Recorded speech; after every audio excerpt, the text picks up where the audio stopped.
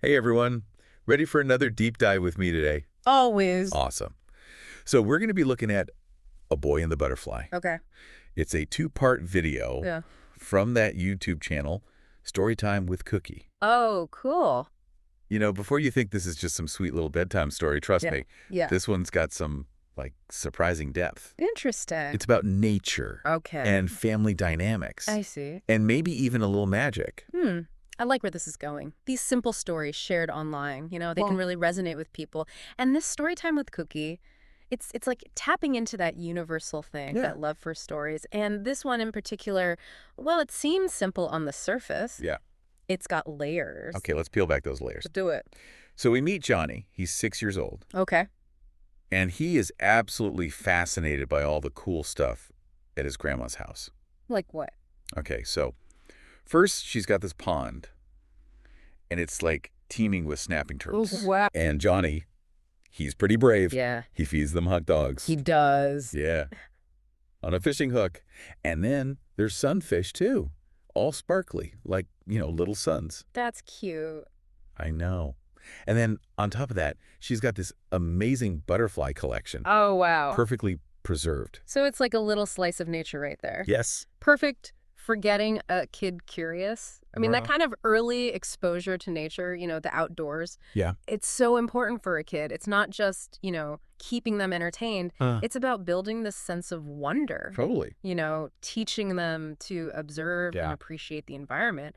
Did you have a place like that growing up? Oh, absolutely. Hmm. I mean, not with the snapping turtles, but definitely Yeah. a place where I could just explore nature. Awesome.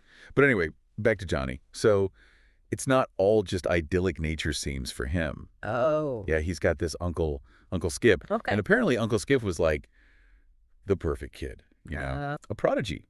Started his own insect collection when he was 5. Oh, wow. And Johnny's grandmother, she's a teacher. Very, strict old school. I see. And she can't help but compare them. Poor Johnny. Oh, that's tough.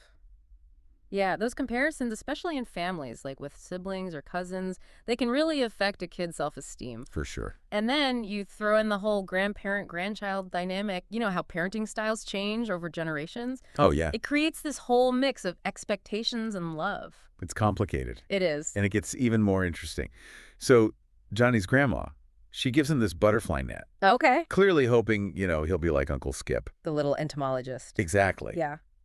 But here's the thing. Yeah. Johnny doesn't actually like the idea of trapping butterflies. Interesting. Yeah, he loves watching them, Makes sense. learning their names, Uh-huh. seeing them fly All around. right.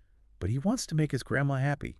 What a dilemma. It is a dilemma. That's so relatable, though. Even as adults, we deal with that. Trying to balance our own wants with what other people expect. Absolutely. And for Johnny, it kind of touches on our complicated relationship with nature, too. Definitely. Like, we all want to protect the things we love, but sometimes figuring out how to do that is tricky. Exactly. It's about finding that balance, between our own desires and the impact we have on the world around us. For sure. And that ties into something else I noticed about this story. It's not just focused on the butterflies in the grove. It also gives us glimpses into, Johnny's everyday life. We see him interacting with his family, learning from them, playing games. Yeah, that's important. A kid's world is shaped by so many different influences. Right. Like, we hear about his grandmother's love for Aesop's fables. She used to read those stories to him all the time. Oh, I love those. Me too. And it wasn't just reading the stories. She'd Mhm. explain the morals, the lessons behind them. Classic grandma move. Right. And it makes you think about how those shared moments of storytelling, they can really shape a kid's values. Totally. It's not just the words on the page. It's the context, the connection between the storyteller and the listener. Exactly. And then there's Johnny's grandfather, the Pop Pop. Okay. He loved playing games, all sorts of games. Oh. Johnny's favorite was Chinese checkers. Interesting. Any idea why? Well, the story mentions he liked the marbles. Makes sense. Kids love collecting things. Totally. But those games, beyond just being fun, they were also teaching him stuff. Like what? Like strategic thinking, problem solving, Uh-huh. even spatial reasoning. Oh, yeah, for sure. Play is so important for development. It really is. So we've got all these influences shaping Johnny's world. Yeah. The grandmother with her stories and morals, the grandfather with his games and playfulness. And then, of course, nature itself. Yes, calling to him with its beauty and mystery. It's like all these threads coming together. Right. And speaking of all these threads, there's this moment in the story that I just loved. Tell me. It happens when Johnny's fishing with his grandfather, Okay. and he slips on the wet grass. Classic. Right. And ends up with a, as he calls it, a wet bottom. Oh. But then he looks up and he sees this duck, Mm-hmm. and the duck's missing a foot. Oh, poor duck. I know, right? Apparently a turtle had gotten a little hungry. Yikes. But Johnny, he just starts laughing. Really? Yeah, it's like he totally connects with the duck situation. That's awesome. It shows how resilient he is, you know? Yes. And it reminds us that sometimes laughter is the best way to deal with tough stuff. Absolutely. So anyway, back to the butterflies. As the story goes on, you can see Johnny's interest in them growing. Okay. He's not just watching them anymore. Uh-huh. He's following them, Interesting. letting them lead him on adventures. It's like he's trusting their guidance. Yeah, and it makes me think about how sometimes we just need to, like, let go a little. Yeah. Embrace the unknown, follow our curiosity wherever it takes us. Exactly. And in Johnny's case, that curiosity leads him straight to the hidden grove. The hidden grove. Mm. And the way he finds it, oh, it's so perfect. He's following this butterfly, right? Mm. And this butterfly's wings, they're like every color of the rainbow. Ooh. I know, right? Mm. And the rainbow, it's like a symbol of hope, new beginnings. Transformation. Yes. And it leads him to this magical sanctuary. Powerful imagery.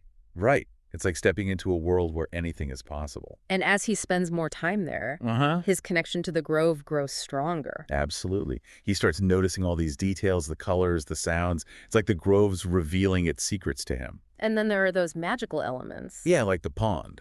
It's not just a pond, it's like a living mirror. What do you mean? It reflects images, Yeah. glimpses of the past, the present, even the future. Wow. I know, right? And it's almost as if the grove's communicating with him, you know? In this way that goes beyond words. Exactly. And that feeling, it just gets stronger when this butterfly lands on his shoulder. And get this, it speaks. Wait, really? Like out loud? Well, not out loud, but telepathically. Okay, now that's just cool. Right. And the message is clear. Johnny's the chosen guardian of this special place. Wow, what a responsibility. It's a reminder that we all have a role to play in protecting nature. Yes. And that message is driven home even further when they discover the pond's leaking. Oh no, the pond, the heart of the grove. I know, it's a challenge that forces them to really step up, to take action. What do they do? Well, they get creative, they work together, and they manage to save the pond. Phew. That's amazing. It shows that even small actions can make a difference. They really can. Yeah. And their success is celebrated in the Festival of Butterflies.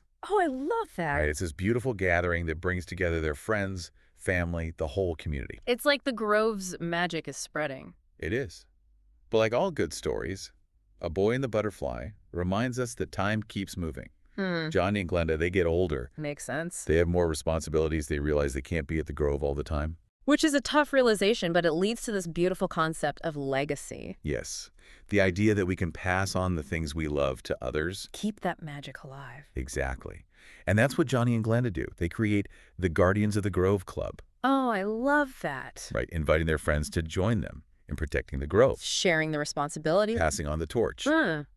And then, in the story's conclusion, we see Johnny years later bringing his own children to the grove, Uh-huh. sharing the stories, the magic, the lessons he's learned. Full circle. It really is. And it leaves you with this feeling of hope, you know, like even though things change, that connection to nature, to the things that matter most, it can endure. It's a powerful message. Yeah, it really does make you think. It does. And, you know, one of the things that struck me is how it blends, like the real world and fantasy so well. Right. You've got those ordinary childhood moments, Yeah. like, you know, going fishing, playing outside, dealing with family stuff. And then suddenly, bam, you've got talking butterflies, magic ponds, hidden groves. That's what I love about it. It's like it captures how kids see the world, right? That Yeah. sense of wonder, that blurring of the lines between what's real and what's imagined. We could all use a little bit of that, even as adults. Oh, absolutely. A little bit of magic never hurt anyone. Exactly. Yeah. And speaking of capturing that feeling, this story is packed with vivid imagery. Oh, yeah. I mean, I can practically feel the sun on my skin when Johnny's running through those wildflowers. I know what you mean. And the rainbow butterfly. The colors are so bright you can almost reach out and touch them.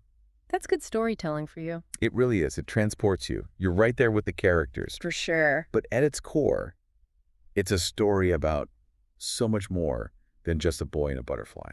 What do you mean? It's about childhood, Okay. about connecting with nature, Well, about family, right. about finding your place in the world. Yeah. And ultimately, it's about the legacy we leave behind. I like. Yeah, it's like Johnny realizes that real magic isn't about the fantastical stuff. Right. It's about connection and love and the things we learn and share with others. Powerful stuff. It reminds us that what matters most isn't always, material things. Sure. It's the experiences we have, the people we touch, the impact we make. Absolutely. So as we wrap up this deep dive into A Boy and the Butterfly, Okay. I'm curious, what part of Johnny's journey resonated with you the most? What's your secret grove, Yeah. from childhood, or even something you've discovered along the way? That's a great question. And maybe that's the real takeaway here. Even simple stories like the ones we find online, they can hold so much truth. Yeah. They make us think, they make us feel, they remind us of the power of nature Uh-huh. and the importance of the legacy we're creating every single day. Couldn't have said it better myself. Thanks for joining me on this deep dive. Until next time.